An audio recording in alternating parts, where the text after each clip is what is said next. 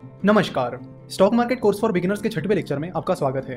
पिछले लेक्चर में हमने देखा था कि एंजल इन्वेस्टिंग, वेंचर कैपिटल और स्टॉक मार्केट में मेनली क्या डिफरेंस है, और हमने ये भी देखा था कि विवेक और योगेश की कंपनी जनरल कंसल्टेंसी ने तय कर लिया था कि अब उन्हें आईपीओ के जरिए फंड रेज करना है। चलो तो देखते हैं कि आईपीओ की क्या प्रोसीजर होती है। आईपीओ की इस पूरी प्रोसेस को SEBI, that is securities and exchange board of India, control करता है। सेबी कैपिटल मार्केट रेगुलेटर है। जैसे reserve bank of India, that is RBI, banks को रेगुलेट करता है, उसी तरह सेबी कैपिटल मार्केट को रेगुलेट करता है। तो आईपीओ के लिए फाइल करने के लिए सबसे पहले जनरल कंसल्टेंसी को कुछ इन्वेस्टमेंट बैंक्स हायर करनी होगी। फिर ये इन्वेस्टमेंट बैंक्स जनरल कंसल्टेंसी को आईपीओ से रिलेटेड चीजों के बारे में गाइड करेंगे और साथ ही उनका डीआरएचपी भी बनाएंगे। डीआरएचपी का लॉन्ग फॉर्म होता है draft red herring prospectus. Draft red herring prospectus में कंपनी की बिजनेस हिस्ट्री होती है, फाइनेंशियल स्टेटमेंट की हिस्ट्री होती है, कंपनी के प्रमोटर्स और मैनेजमेंट की इन्फॉर्मेशन होती है, कंपनी के फ्यूचर प्लान्स के बारे में बताया जाता है और कंपनी से जुड़ी लगभग सारी चीजें ड्राफ्ट रेड हेरिंग प्रोस्पेक्टस में होती है।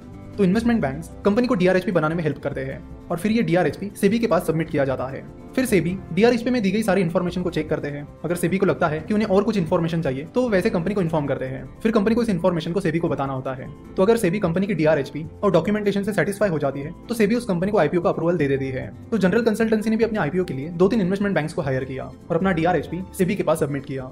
जनरल कंसल्टेंसी का डीआरएचपी और सारी इन्फॉर्मेशन चेक करने के बाद सेबी ने जनरल कंसल्टेंसी को आईपीओ का अप्रूवल भी दे दिया, जिसके बाद जनरल कंसल्टेंसी का आईपीओ लाने का रास्ता खुला हो गया।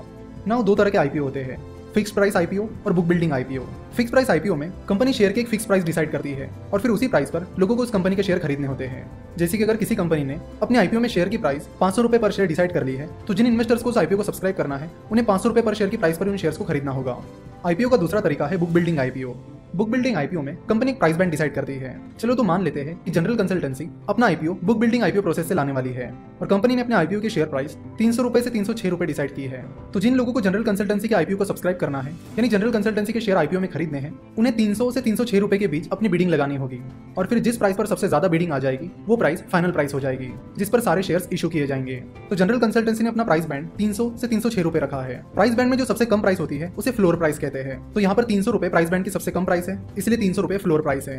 प्राइस बैंड की जो सबसे ज्यादा प्राइस होती है उसे कैप प्राइस कहते हैं। यहाँ पर 306 रुपए प्राइस बैंड की सबसे ज्यादा प्राइस है, तो 306 रुपए को कैप प्राइस कहा जाएगा। आईपीओ जनरली 3 दिनों के लिए खुला रहता है, तो जनरल कंसल्टेंसी ने भी अपना आईपीओ 3 दिनों के लिए खुला रखा, जिसमें सबसे ज्यादा बिडिंग 306 रुपए के लिए आई, जो कि उस प्राइस बैंड की सबसे ज्यादा प्राइस थी। 306 रुपए पर सबसे ज्यादा बिडिंग आने की वजह से अब जनरल कंसल्टेंसी अपने शेयर्स 306 रुपए के प्राइस पर आईपीओ में बेच देगी।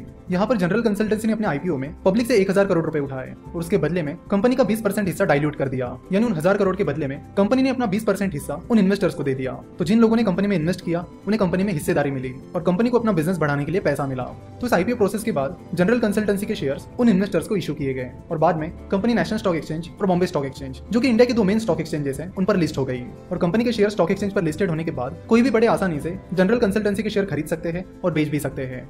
कंपनी स्टॉक एक्सचेंज पर लिस्टेड होने के बाद एक पब्लिक लिस्टेड कंपनी बन जाती है।